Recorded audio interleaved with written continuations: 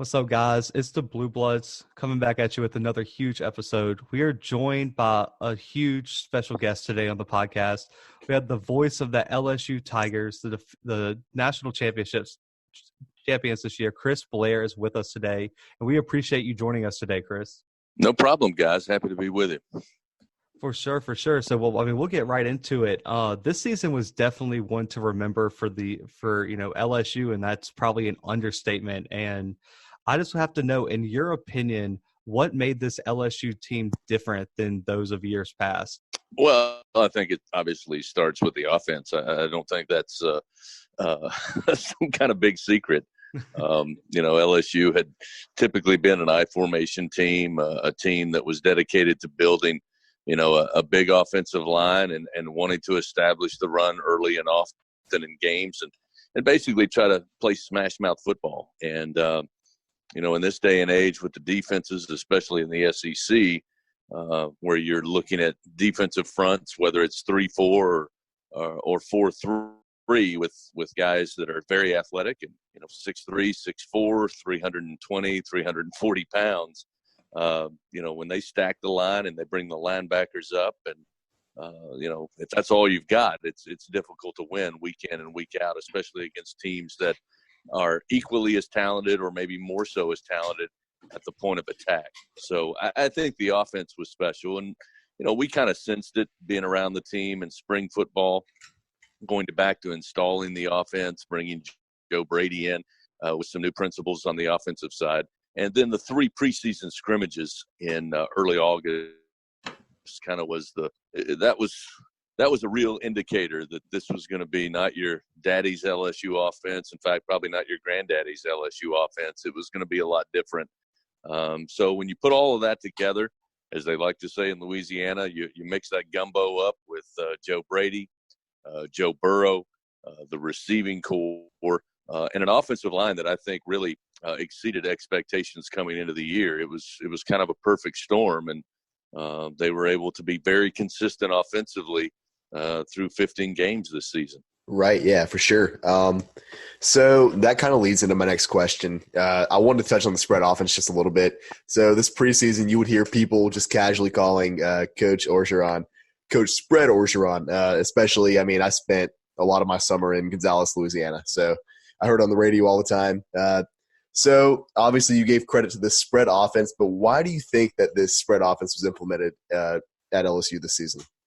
Well, I think it goes back to what I said earlier, which is, for a number of years, LSU could win 8, 9, 10, 11 games a season simply because they were just more talented, bigger, faster, stronger.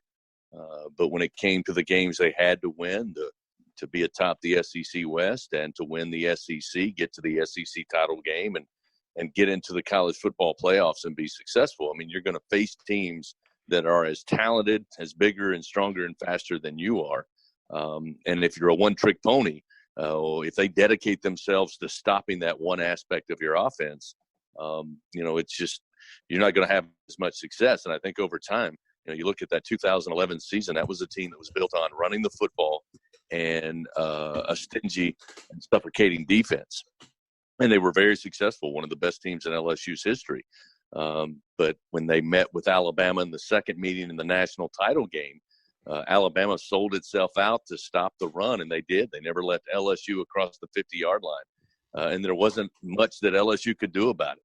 And unfortunately, in the minds of a lot of LSU Tiger fans, it took way too long for the coaching staff to realize that you've got to have more to it than just one aspect of your offense. So Coach Orgeron talked about it. People asked me this season if I was surprised about the success of this team and the success that Ed Orgeron had in just over 3 years as the head coach. And the truth is, not really. When he was hired as the full-time coach after his interim season in 2016, he told us in the press conference what he wanted to see from his offense. He wanted to be able to run the ball when they wanted to run when they had to run, but he also wanted to throw the ball when they wanted to throw and when they had to throw. And basically this season you saw that. There were games this year where the passing game was virtually unstoppable. In the Auburn matchup, midway through the year, Auburn played that what I like to call a I formation defense, where they had 3 down linemen and basically 8 defensive backs trying to clog up the passing lanes. that's when we saw the rise of Clyde Edwards-Helaire, the running back. And LSU was able to have some successful runs along with Clyde Edwards-Helaire. Joe Burrow had the game-sealing touchdown on a quarterback draw to score what would be the go-ahead touchdown. So they were able to do whatever they wanted to do. They had multiple weapons. And I think the reason they wanted to go that way is that in this day in college football, you hear the saying all the time, defenses win championships. You got to have a good defense. It's great to have an elite defense. But I think offense now, we're in a day of where the offensive multiplicity, if you will, offenses are going to win you championships. And I think LSU is a great illustration of that this season in college football. And to be honest with you, I think the Kansas City Chiefs were an example of that at the NFL level. Yeah, for sure. Yeah. And, you talked about LSU fans' frustration with the way the offense at LSU wasn't evolving. And that really led to the downfall of Les Miles. But when Les Miles was let go by LSU and Coach O was announced as the main hire, there was a lot of fans that seemed to be upset by the hire and voiced their displeasure. Why do you think there were so many fans that didn't believe in Coach O when he first arrived in Baton Rouge? Well, I think because LSU is a pretty prideful program. I think it's one of the most recognizable brands in all of college sports. I think their football program, based on obviously what Les Miles is able to do. I mean, it's not easy to win a national title. It started with Nick Saban. He was able to win a couple of titles at LSU, and then Les Miles took over for Nick when he went off to the league and was able to, for the most part, early on, sustain that level. And after a while, when that level's not being met, people are going to get upset about it. So, I think there was some kind of feeling that now that the change had been made and you have let go a national title winning coach, that you look across the college landscape for somebody that has that same type resume. And for that reason, the fact that LSU decided to go with Ed Orgeron, who had a really good interim season. I mean, he picked up a team that was in complete disarray after the Auburn loss 4 weeks into the season in 2016, and did a very good job of putting his stamp on the program in that interim year. I think there were just some fans who thought there were other names and other people out there in the head coaching profession that may have been a better pick. So I think that's the reason that you had a good portion of the fan base who thought not necessarily they didn't want Ed, but they thought that maybe LSU could go out and get a bigger name. So that's why this season has been so much fun for me, because I get to work with Ed on a pretty regular basis. And, I think the best part about this year was him starting to get some of the respect that I think he earned this year, and not just this season, really, since he's been on the job at LSU. And he's a great example for anybody in the coaching business and anybody who does anything for a living. He had a tough go with things in his first head coaching job at Ole Miss, and that kind of hung around his neck for a number of years. Had a great showing at USC as the interim coach, and for a number of reasons, USC decided to go in a different direction. After he finished that interim year. So for Ed to be able to come in his home state at a place that he has always cherished and has always had a special place in his heart, he's put in a ton of work. And I think that, 3+ years ago, there were people who were questioning whether or not Ed Orgeron could get LSU back to the top of college football. But I got to be honest with you guys, there's not many people in the state of Louisiana about midway through the 2019 season that had any doubts that he was the right guy for the job. Oh, you're absolutely right. So let me play devil's advocate here for a second. So Coach O won the national championship this past season in only his third full year being the head coach in Baton Rouge. Les Miles, you already mentioned this, also won the national championship in his third year.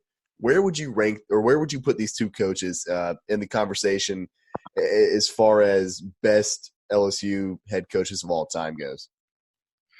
Well, that's difficult. I mean, sometimes you become a prisoner of the moment, and you try not to do that. I mean, we're coming off one of the best college football seasons and college football teams, guys, that the sport has ever seen.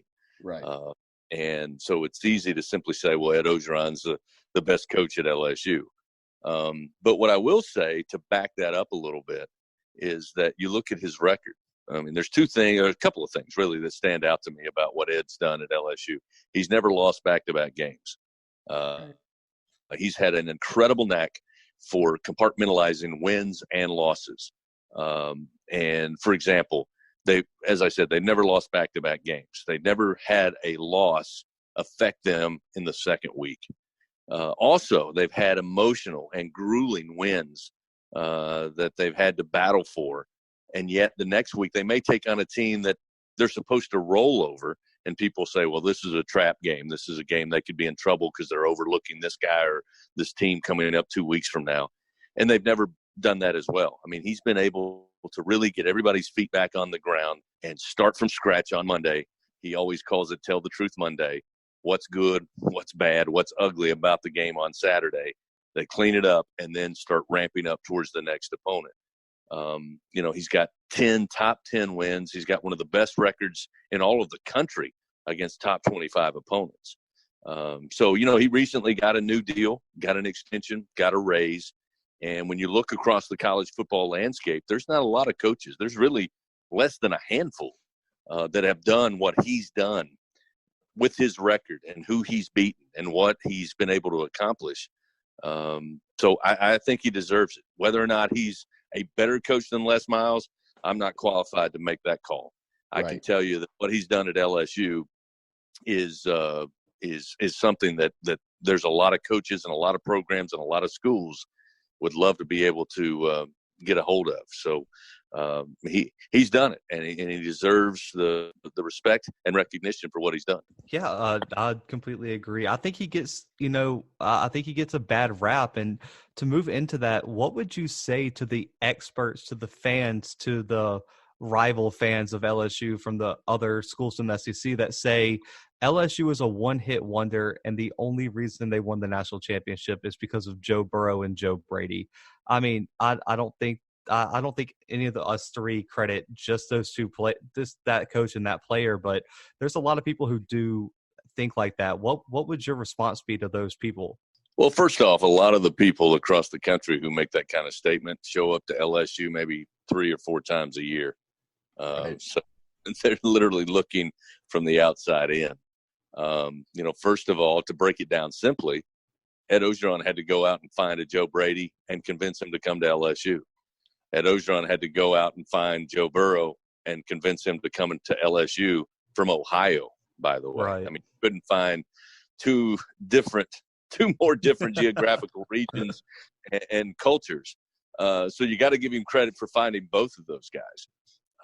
But most importantly to me, having been around the program and being around Ed, the organization and the foundation that he began building in 2016 is why they've been successful. And I tell him all the time, there's a lot of Fortune 500 companies, and I mean this sincerely, that could come in and look at the way he has built his program and learn something. They just finished the new football operations building, the renovation this past summer. And, it's got all the bling and it's got all the swag that you see when a new facility is open. But when you really take all that away and just look at the way it's laid out and the efficiency of the building, you then realize that a college football student athlete could spend his entire life over 3-4 years in that building and enjoy themselves, from weightlifting to nutrition, to the break room, to the players lounge, to the film rooms, to the position group rooms. Everything is laid out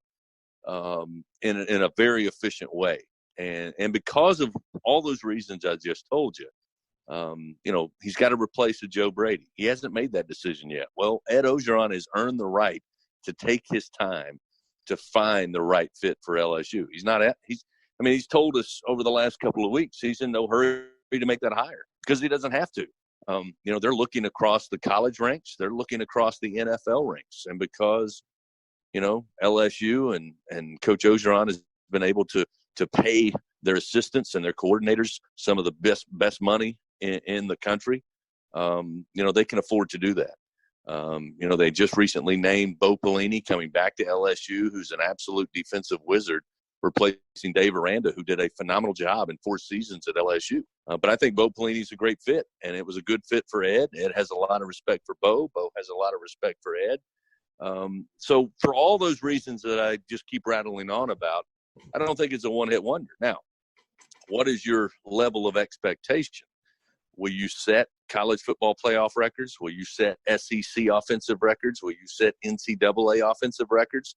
That's a pretty high bar to meet coming off the season that LSU just had. But to think they're simply going to fall back into the pack after 1 year, I think is a little naive. And for those who think that, they obviously haven't paid attention to what's going on in Baton Rouge. Yeah, I definitely agree with you. And to kind of build off about what you said about the Bo Pelini hire at LSU. So what are your thoughts about the changes that he's already made to this defense, like the implementation of the 4-3 that he's bringing back to LSU? Well, I think that's, again, a credit to Ed Ogeron. Ed told us when he got hired at LSU that when he was at Ole Miss, he made a lot of mistakes. And one of the big mistakes he made was trying to coach every position group the way he coached defensive line. And that spread over into the offensive room, the tight end room, the quarterback room, the defensive secondary room, the special teams room. He said he just approached it in the same way. You had to be, high level, plenty of emotion. And, he found out that just didn't work. To be a head coach, you're kind of the CEO of a program. You oversee things. You make the big 10,000-foot view decisions. And then you bring in a good staff because you, A, trust them, and B, respect what they do in the game, and then you let them do their job. And he said he learned that from Pete Carroll, who he worked with at USC, and then eventually implemented that as the interim coach at USC and then carried that on to LSU. Dave Aranda was a guy that was hired by Les Miles. Ed actually worked under Dave Aranda as the defensive line coach going into the 2016 season. And there was no question that when he was named interim head coach and eventually full-time head coach, he was going to keep Dave Aranda because he knew Dave was very good at what he does. Right. And they had a great relationship. So when it comes to Bo Pelini, he's going to move LSU from the 3-4 to the 4-3 as the base defense. But that's kind of the old school Ed Ogeron mentality. I mean, he kind of comes from that 4-3 school. He likes an aggressive attacking defense. And I think he likes what Bo Pelini brings. But I think, and Ed's kind of talked about this the last couple of days. In fact, he mentioned it on National Signing Day a couple of days ago. It's hard to, be a 4-3 guy or a 3-4 guy all of the time. In this day and age, again, as I mentioned earlier, the way college football offenses are, you've got to be able to be multiple. So I think you're going to see more teams be multiple in their defensive approach. And I think LSU will be the same way. I mean, even under Dave Aranda, who ran a 3-4 base, there were a lot of times there were 4 or 5 guys at the line of scrimmage. They may not have all been, down with their hand in the dirt. And I think the same thing will happen with LSU and Bo Pelini coming up this year and for years to come, which is their base will be a 4-3, but I think we'll see multiple looks out of the defense. Right.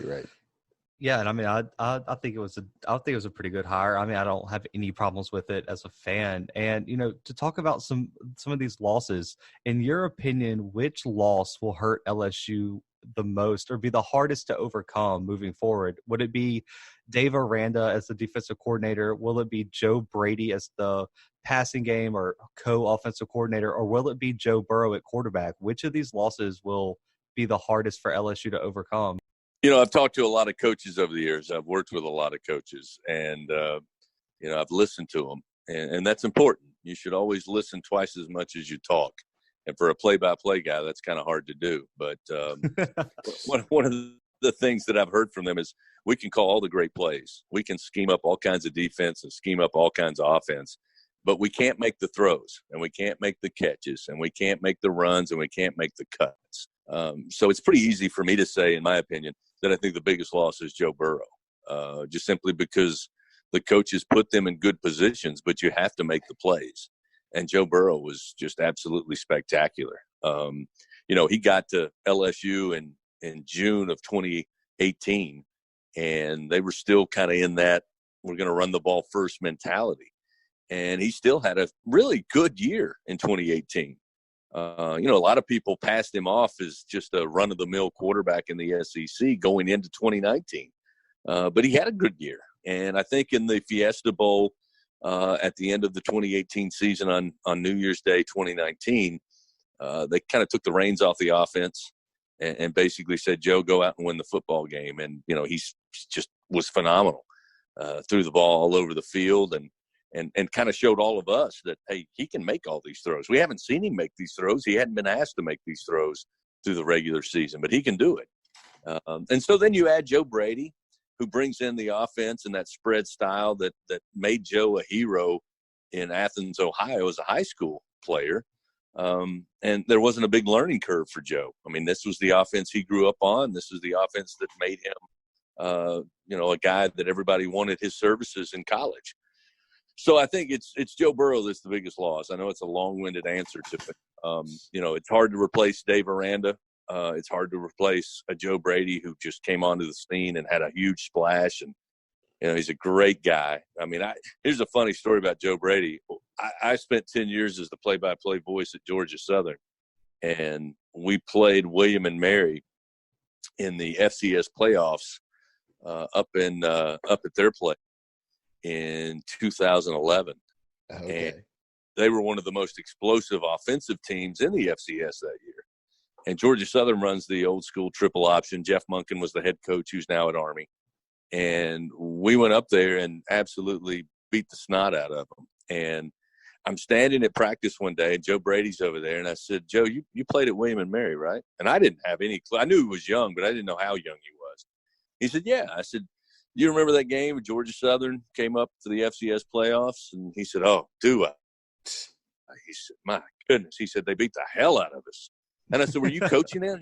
He said, no, I was a wide receiver on the team. And I said, oh, my goodness, you were playing then. He said, yeah. He said, and we couldn't stop him. So, I mean, he's just a young guy that has absorbed a lot of football. He's been around a lot of great coaches, and I wish him nothing but the best with the Carolina Panthers. But, again, a long-winded answer to tell you I think the biggest loss is Joe Burrow.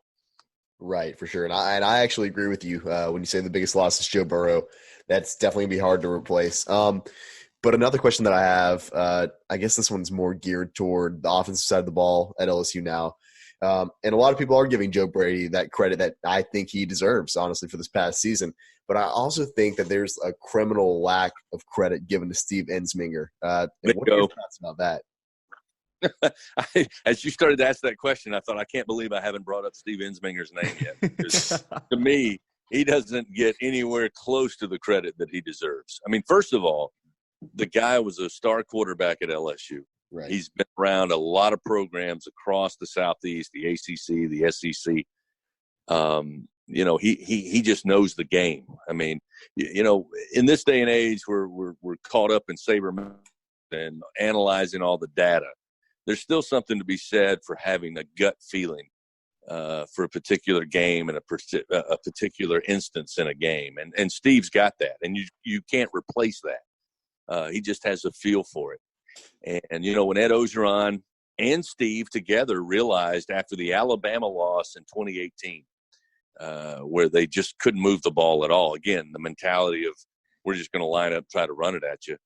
And, it was a pretty bad loss in Tiger Stadium in Baton Rouge. Yeah. That's when those guys got together and said, we've got to move this offense forward. And they did a camp with the New Orleans Saints, obviously working with Sean Payton and his staff, and was introduced to Joe Brady. And as it came along, that Joe Brady name kept coming up. And Ed basically, as I understand it, said to Steve, are you good with, bringing somebody in and, kind of sharing some of the duties, not only in practice and the philosophy, but also in play calling. And Steve said, I don't care. I want to win. I want LSU to win. I want to bring a title to LSU.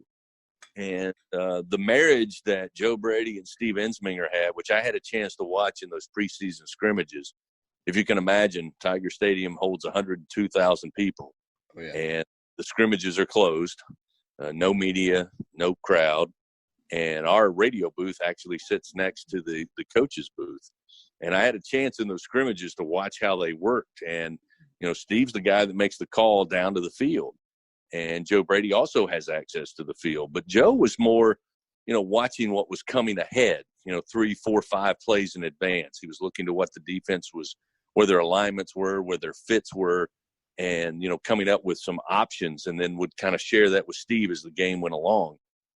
And the way they were able to manage that operation and that choreographed way they called the game was something to watch. And, I think Steve doesn't get enough credit. I give Joe props when he won the Assistant Coach of the Year award. One of the first comments he made was that this award should have 2 names on it, Joe Brady and Steve Ensminger. And he's right. I think the way they were able to meld their experience and philosophies together, young and old, made LSU an offense that nobody could stop. Yeah, 100% agree with that. And so just to kind of even highlight Joe Burrow even further in this offensive unit, would you say that Joe Burrow clinched his spot as the best player in LSU sports history? And if so, or if maybe, how long until a statue is realistically outside of Tiger Stadium? Because personally, I think he deserves one now. I think after the national championship, I told Brandon they should be working on it that night. Yeah, and they need to put the EAUX spelling on the back of his jersey too. Well, I will tell you this. One thing I've learned about LSU, and I admire them for that, is, again, the phrase I used earlier, not being a prisoner of the moment. So, yeah, there was a lot of Tiger fans who think there should be a statue out there right now. And I think that there will be at some point. There's been 2 Heisman winners at LSU, Billy Cannon, and who helped LSU to a national championship in the late 50s, and now Joey Burrow, the championship in 2019. But to give you a little indication, and your listeners a little indication, Billy Cannon got his statue outside Tiger Stadium, I want to say 2 years ago. There's been some pretty good basketball players at LSU as well. And Bob Pettit has a statue, who played in the late 50s and 60s. Shaquille O'Neal has a statue outside the arena, and he played a few years ago. So it's a school that doesn't tend to retire numbers; they retire names. It's a school that doesn't just jump, head first into putting statues in. So I don't know when the Joe Burrow statue will be there. I'm sure it will be at some time. And when you have a school that has the type of history and lore that LSU has, and he's your second Heisman Trophy winner, it's pretty much assured it's going to happen. But I don't know that it's going to happen in the next 6 months, the next 12 months, the next 5 years. But I can tell you this, Joe Burrow, when his NFL days are done, could come back to Louisiana and do whatever he wants to do, get hired at any company in the state, and probably run for governor and win by a landslide. Oh yeah, no, he's never paying for another meal in the state of Louisiana ever again. And yeah, you're right. You're definitely right about the statue thing. I mean, I know they just this past, I think it was in September, finally put up that Skip Burtman statue outside of the box. But right. So on to my next question. In your honest opinion, and we've had a few discussions about this on the podcast so far, who had a better single season performance? Would you say that Joe Burrow did or Cam Newton did? I'm the resident LSU fan here. Zach's an Auburn grad, so I know the right answer here. But let's just get some clarity on this.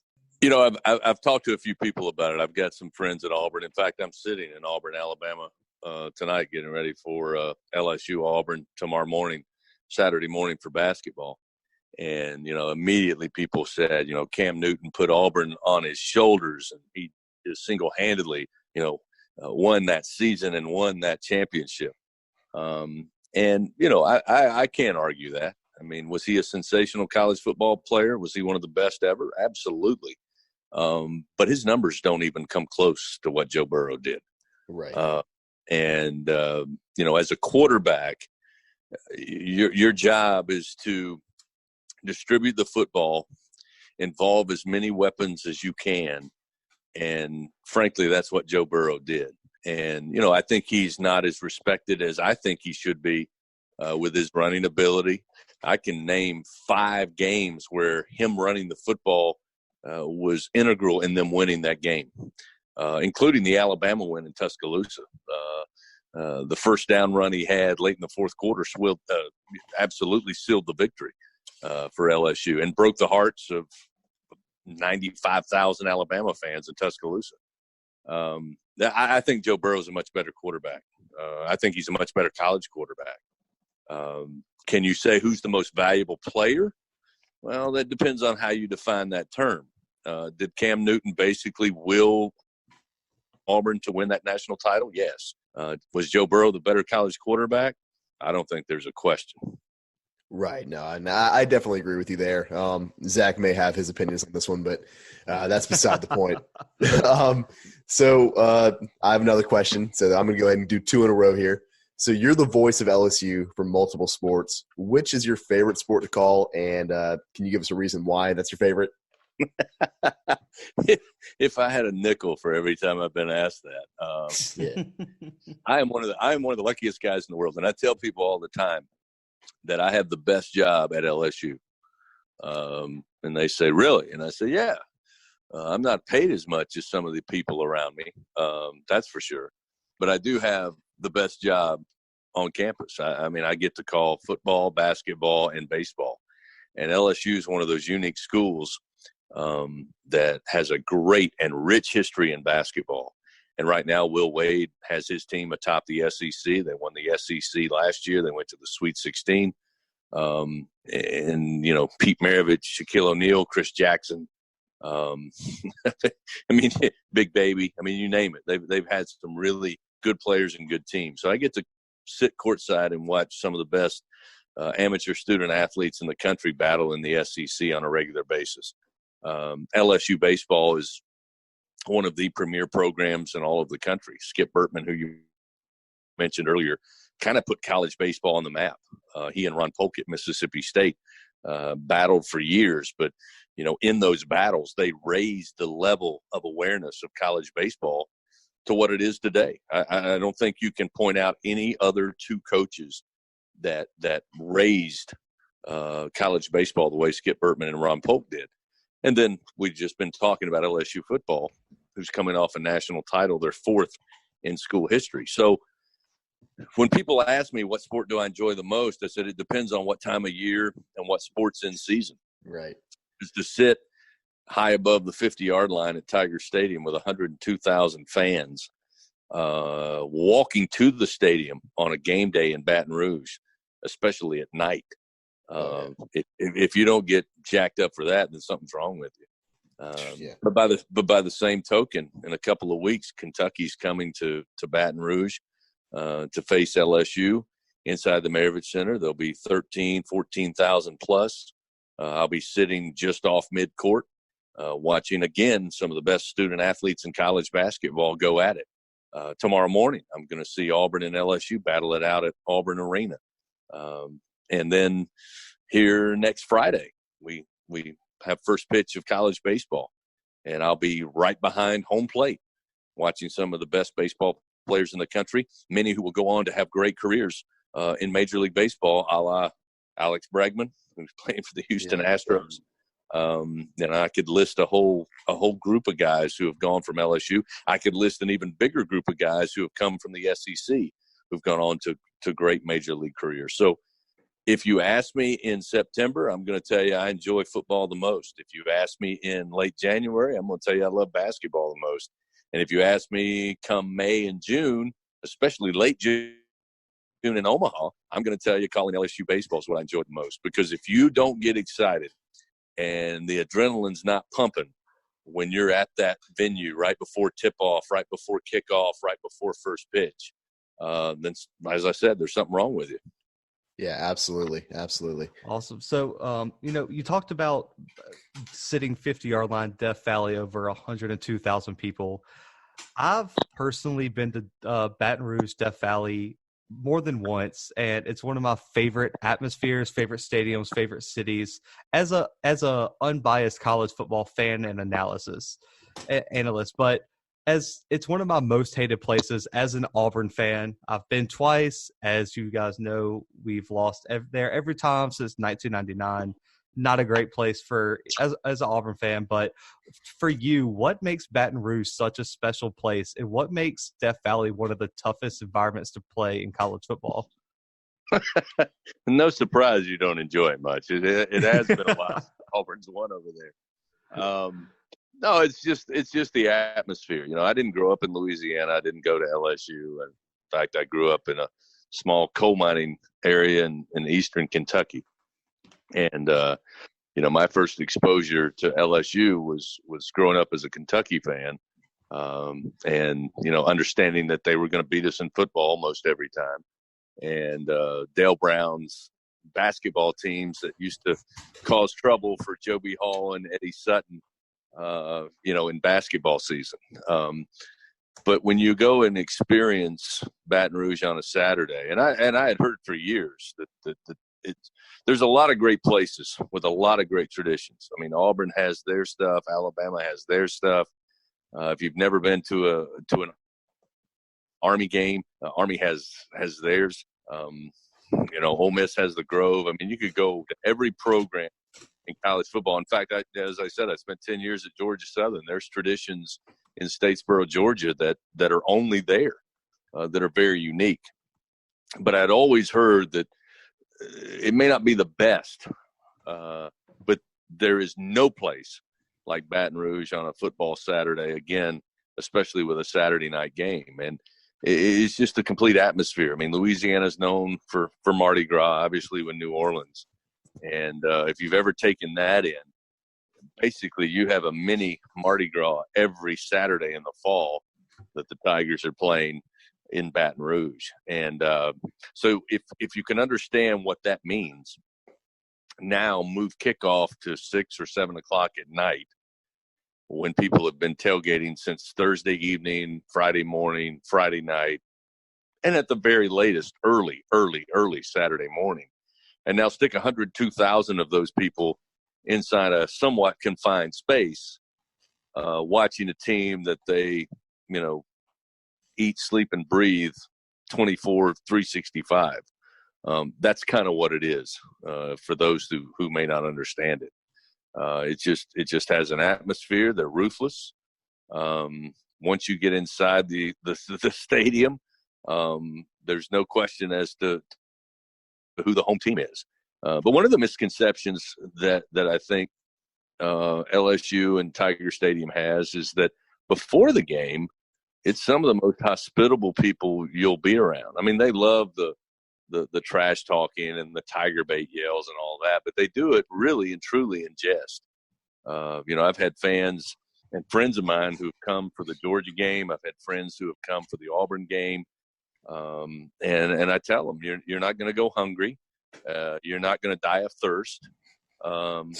They will be accommodating. They will welcome you. They will invite you to their tailgate. And they want you to have a good time because they're having a good time. But if kickoff is at 6 o'clock, once you cross through those gates and find your seat inside Tiger Stadium, all bets are off at that point. That's true. The hospitality ends there. But I think I've met so many different fans from different teams over the years, and they've always said they really enjoy coming to Baton Rouge, coming to Tiger Stadium for a game up until kickoff. And I can understand that. But there's just no place like it. My father, I brought him to my first game, or his first game at Tiger Stadium in 2016. It was the Alabama game. Alabama won 10-0. It was basically scoreless through 3 quarters. Bama was number 1 in the country. Ed Ogeron was the interim coach, and eventually Jalen Hurts made a couple of plays, and they won 10-0. But my dad walked into the stadium to his seats about 10 minutes to kickoff, and after the game, I asked him what it was like, and he said, truly, it was like seeing the Grand Canyon for the first time. Walking in there, flash bulbs going off, fireworks going off, calling Baton Rouge, Louisiana Saturday night. He said it was something. So it is a special place. Again, I'm not going to say it's the best tailgating experience and the best atmosphere, because people would say I'm biased, and they'd be right. But there's no place like Baton Rouge on a Saturday night in Death Valley.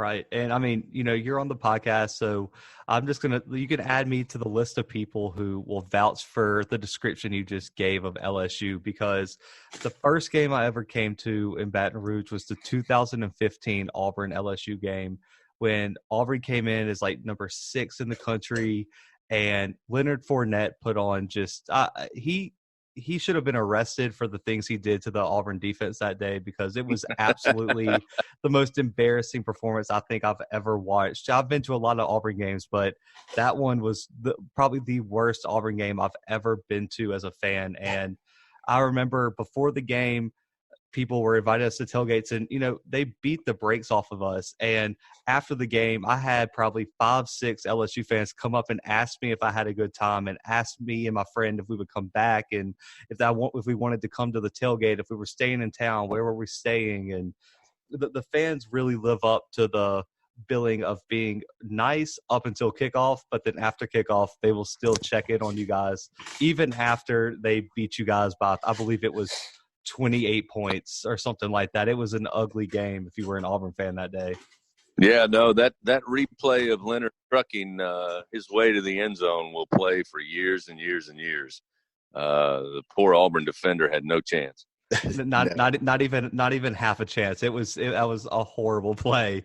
Yeah. Anyway, no, and obviously I'm biased too, but one of my favorite memories from Tiger Stadium was this past season at the Florida game. And what you said about once you enter that stadium, all bets are off is 1,000,000% true, because I remember the Gator Chomp started in the fourth quarter, and I don't think it ended until the game ended. So that was definitely a sight to see.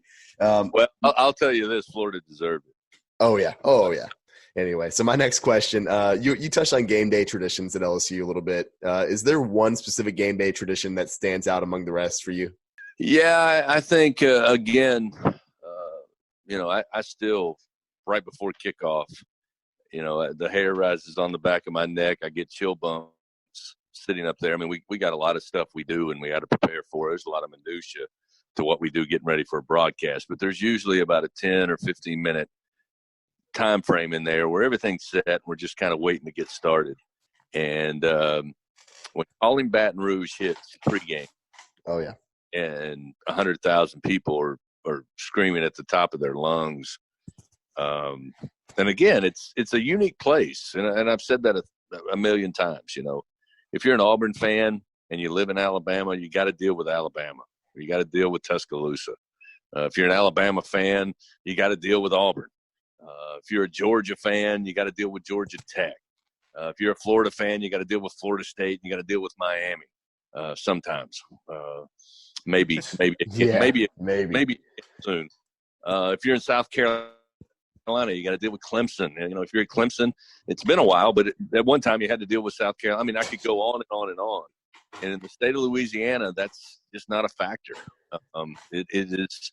You can tell what it means to these people, LSU football. And, I go, my family and we go to dinner, we shop for groceries, we shop for all kinds of things. And everywhere I go, regardless of the time of the year, somebody wants to talk about LSU football. And when you get that group of people together on a Saturday night and they all sing in unison and you can see the passion and hear the passion. I mean, it's palpable, even from where we are, way up top. It's something, and I don't think it'll ever get old for me. I mean, this is my 4th year doing LSU football, 5th year doing basketball and baseball, but I don't think it'll ever get old. It's just that kind of emotional draw when the Tigers get ready to come out on the field. It's something. That's what was special about this year. I mean, Louisiana has a lot of problems, and that's been widely documented. They suffer through, weather events. They suffer through, all kinds of issues. And there's one thing that galvanizes this state, and one of those things is LSU football. And to see them come to their chapel, so to speak, on Saturdays in the fall I'm just extremely lucky to be a very, very, very minute, small part of it, and I enjoy every second of it. Absolutely. Right. So to kind of shift gears into some 2020 talk, still a long way away, but it's never too early to start talking about it. National Signing Day just wrapped up. The 2020 recruiting class will be coming to Baton Rouge very soon. Which recruit are you most excited to see in an LSU uniform from this outstanding class that Coach O put together? Wow, it's interesting. I think the 4-star receiver from Mississippi, his name escapes me at the moment. Forgive me because I'm pretty locked in on basketball. Oh no, you're just totally fine, totally fine. But again, I think because you lose Justin Jefferson, you lose Thad Moss, the tight end, but you have the Biletnikoff winner, Jamar Chase, and you have Terrace Marshall coming back. And Terrace Marshall would have been right up there at the top too had he not missed 4 games due to injury earlier in the year. But to see how the receivers have developed, because this is what LSU's offense is now. Ed Ogeron has said we're not. This wasn't something we were playing with this year because of personnel. This is who we are. And to get some really solid receivers in, because I think they can be developed very good, because this is what they're going to do. The football is going to be thrown to you. And if you're a 4 or 5-star receiver, you're going to have the opportunity to make plays. But I think the biggest takeaway I had from signing day was, again, as we touched on, Bo Pelini coming in as defensive coordinator, and Ed and his staff signed 6 defensive linemen. You can never have enough depth on the defensive line in the SEC. But when you're going to go from a 3-4 to a 4-3, you certainly need bodies, and you need talented bodies. And they went and got some really good ones. And on top of that, I think the other thing that stands out to me is, Louisiana is a very fertile state for football products and for football student athletes. This year, probably one of the more down years in the state for 4- and 5-star recruits. But LSU and Ed Ogeron has spread the brand so well that we're bringing guys in from the West Coast. We're bringing them in from the Northeast. We're pulling guys out of Georgia and Florida. And of course, Texas has always been a hotbed, especially the Houston area.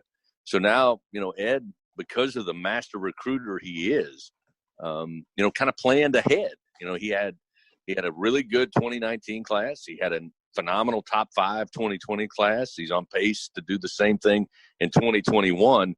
And he's doing it by reaching out beyond Louisiana. And because of the job he's done in state, putting the fence up from South Louisiana to North Louisiana, I mean, when you are building a program, taking the best of the people right around your own area, and then able to pull some of the best from across the country, I think, again, it goes back to, I just don't buy into the one-hit wonder.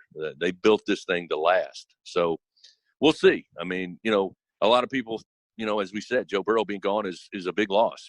But I think Miles Brennan has been groomed for this role. He's probably got a better arm than Joe, which I know a lot of people may not believe. But he's got an absolute cannon for an arm. Set records in high school over in the state of Mississippi, just over the Louisiana line. And he was an understudy to Joe Burrow, and it doesn't get much better than that. They've got to beef him up a little bit. He's got to be able to sustain the brutal battle that will come in the SEC. But I think Miles Brennan is poised to be, as Ed said, he's the starting quarterback going into spring football. So you surround him with Ty Davis-Price, who will be a sophomore running back, John Emery, who will be a sophomore running back. They grabbed another really highly recruited running back on yesterday's signing class. I think there's some weapons for them to use. And if they still stay with that offensive scheme where they utilize so many weapons in the passing game, the running game, I think LSU has a chance to be really good next year. So I think the future looks pretty bright. Yeah, for sure. And I've been on the Miles Brennan train for a while now. And I agree with your answer. So I agree with what you just said right there. And I can't help but think that Brennan is just full of untapped potential. But how do you think that he handles the pressure of walking in the footsteps of Joe Burrow next season? I think that's the biggest key, to be honest with you. I mean, I think, there's going to be a lot of talk in the offseason about you need to be Miles Brennan. You don't have to be Joe Burrow. And when you're dealing with 18 to 22-year-olds, that's hard to do because they're constantly bombarded with social media in general about, can he live up to those expectations? But Miles is a pretty easygoing guy. That's one of the things I've learned about him. So I think he's going to be able to handle it well. And, I think Ed's biggest challenge, and whoever the passing game coordinator is, and Steve Ensminger's biggest challenge, will be making sure they manage Miles Brennan and keep him understanding what his expectations are. Go win football games. Are you going to throw 6 touchdowns in a game? Who cares?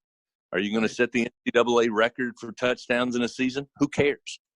At the end of the day, 50 is more than 49, and you'll take it every time. Just win the football game. And I think if they do that, he's going to be just fine. Absolutely. Right. And so, to kind of shift toward some opinions from you and things like that, what's your favorite SEC environment that you've called a game at outside of Baton Rouge? I guess it's kind of hard. It depends. It depends on tough question. It depends on if LSU wins or not. There's nothing That's true. I mean, there's nothing better than winning in the swamp and watching the Florida fans just melt. I mean, there's just nothing better. But again, walking out of Bryant-Denny Stadium this past fall, my parking was probably, 6-7 blocks away from the stadium. And to make that walk out of the stadium after that game was one of the more enjoyable walks I've ever had. But there's so many great atmospheres. I mean, that's the beauty of my job, being at LSU and being a part of Tiger Stadium 6-7 times a year, and then being able to go to College Station and Kyle Field and Bryant-Denny Stadium and Jordan-Hare. I mean, you name it. But I would probably say going to the swamp and beating Florida never gets old. I love that answer because I'm not a huge fan of Florida fans or Florida in general, but this will probably be the hardest question that we will ask you all interview. We've had this debate on the podcast multiple times. What is your opinion on the ongoing, probably never-ending debate on who is the real Death Valley, Clemson or LSU? And what is your take on this? Well, I have an interesting view because I worked 5 years at Clemson. Okay. I left Kentucky. I moved to upstate of South Carolina, and I worked 5 years for the Clemson Sports Network. And, was very, very, I'm very, very in tune with what it's like to play at what I like to call Frank Howard Memorial Stadium. I've got a lot of friends at Clemson. The play-by-play voice of Clemson and I have been friends for almost 20 years. In fact, he gave me my first job in college sports radio. I always tell him the way I look at it, and when Tiger fans ask me, when Clemson fans ask me, friends of mine ask me, I like to say, well, there's Big Death Valley and there's Little Death Valley. And that's the best answer I can come up with. We got 102 at one place and just under 90,000 at the other. So that's what I'm sticking to. So I don't know if that's an answer or not, but I don't know. I mean, I think that's a valid take. I think there's an argument on both sides. I've been to both, and I'm really torn on it because I would say they both rank very high on my list because I was at both games when Auburn was ranked really high, and both of the fan bases really showed out for the games I went to. So I'm going to hold out my opinion until I get to go to Clemson again for a second time like I did LSU. And I want to go to LSU for a night game. Both games I've been to were 2:30 games. Oh, so, man, I'm going to have to take you. Yeah, I'm going to have to go. But so 2 more questions, but these will be more prediction style for 2020. What is one player under the radar that, our listeners or even us might not know about that you think is going to be a star or make the biggest impact for this 2020 LSU Tigers team?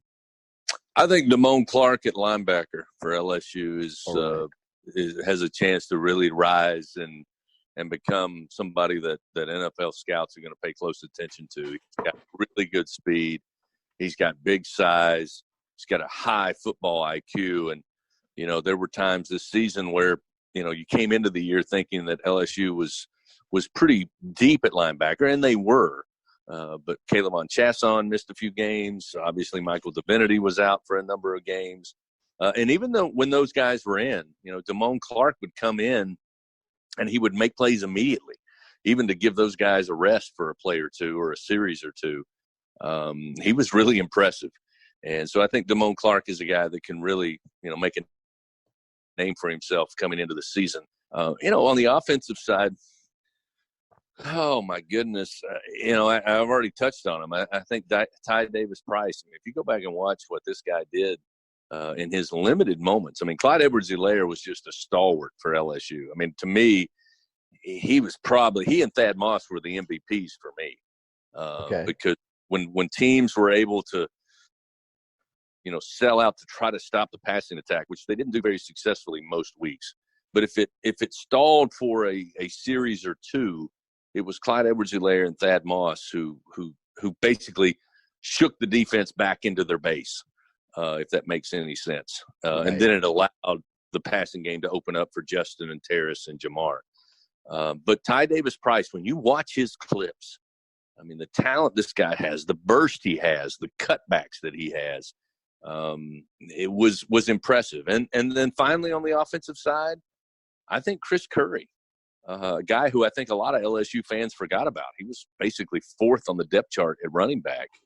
And then coming into the game in the postseason when Clyde Edwards-Helaire was banged up, he surprised all of us, including myself. Oh, yeah. First of all, that he was the starting running back in that game.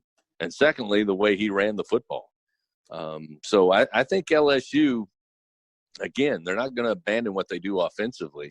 And that's what makes them so tough, is that they can hit you from so many different places. And I think between Ty Davis-Price and Chris Curry, and obviously John Emery, who saw a little bit of time at running back, who was highly touted coming out of high school. Georgia had him committed, and then he flipped to LSU. I think those three guys are huge. And because they were able to work under Clyde Edwards-Helaire and learn that it's not just about getting the handoff and run the ball, but it's about pass protection. It's about having solid hands and making plays in the passing game. I think because they were exposed to that this past season, all three of those guys could have a really big impact this coming year. But obviously it's going to start with Miles Brennan. And of course, when you have the returning Biletnikoff Award winner and Jamar Chase, you kind of know what you're getting there. Right. For sure. That's not a bad target to have for your first year starting. But final question, 2020 season is months away. What are your personal expectations for this 2020 team, and how do you honestly, as of right now, opinions can change based on other information, but as of right now, how do you see this season turning out for LSU? Well, it's hard for me to project that, obviously, but I think the best thing about 2020 is that, as opposed to the Alabamas and the Clemsons and the Ohio States of the world, there's this feeling that LSU, as we talked about earlier, had a perfect storm. Everything came together, and next year we're all going to see what it's really about without Joe Burrow and Joe Brady. And because of that, there's no person and no head coach on earth that thrives any better on being the underdog and putting a chip on his shoulder more than Ed Ogeron. And for that reason, I'm optimistic about 2020 because Ed plays that role as good as anybody in the country. And I'm sure already that's being talked about inside football operations, that they think we're a one-hit wonder. They think we can't do this. They don't think you guys are as good as Joe Burrow and Justin Jefferson and Thad Moss and Michael Divinity and Caleb Chasson. The list goes on and on and on. And I think for that reason, I'm optimistic. I'm bullish on LSU going into this season. Again, will they be able to put the numbers up they put this year? No. And to be honest with you, I don't think there's a team that's going to do that for a long, long, long, long time. But as far as being competitive and a force to be reckoned with in the SEC and on the national scene, yeah, I think this is right where LSU wants to be. Yeah, that's an awesome, and I mean, I think it's going to be a very interesting season. It's going to be a season that if Coach O gets, let's just say, LSU back to the playoffs, I think that cements himself as just one of the best coaches in the country, because it shows that it wasn't all Joe Burrow and Joe Brady. Yeah, no question about it. I mean, again, they're a big part of it, and to take away their role would be very naive. But again, when you're around the program as much as I am, and you've seen what they've built and the systems that are in place, and again, with Ed Ogeron being the recruiter he is and making hay this season. I mean, you give a guy that is relentless on the recruiting trail a season where you go 15-0 and win a national title and set multiple records on the SEC, NCAA, and college football playoff stage. Yeah, he's gonna make the most out of it. So, and for that reason, that's why I think that the things are going to be in pretty good shape for the foreseeable future. For sure. Well, that is a wrap on this interview, but we appreciate you coming to join us on the podcast, and we definitely would love to have you again as football season nears, and especially, to talk LSU football during football season, because I know basketball season's going to be hectic, especially with LSU right in the mix of and the baseball SEC. too. Yeah. No doubt, man. You guys let me know. Be happy to join you. Yeah, for sure. Is there anything you wanted to plug before we end the interview? No, man. I know. No, I do a podcast during football season, but I don't have enough time between basketball and baseball to do one. So no, I'm good. All right. Awesome. But thanks again to Chris for joining us. Also, but yeah, we will be back with another episode soon, guys. But for right now, we are out.